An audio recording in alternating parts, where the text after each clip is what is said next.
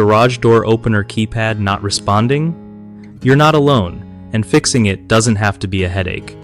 First off, try reprogramming the keypad because sometimes it just loses connection or forgets the code, you know?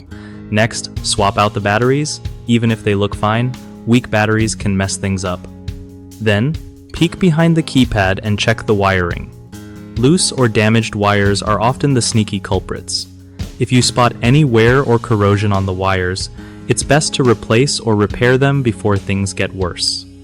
Also, make sure there's no dirt or grime blocking the contacts inside the keypad. A quick clean with some rubbing alcohol can help. Sometimes interference from other wireless devices can cause issues, so try moving nearby gadgets away. Don't forget to test the garage door opener itself to see if it's working fine without the keypad. This helps figure out if the problem is with the keypad or something else. If all else fails, contacting a professional might save you time and stress. One of the biggest mistakes people make with a garage door opener keypad not responding is ignoring battery health. Old batteries definitely slow things down or kill the signal entirely, so always replace them regularly.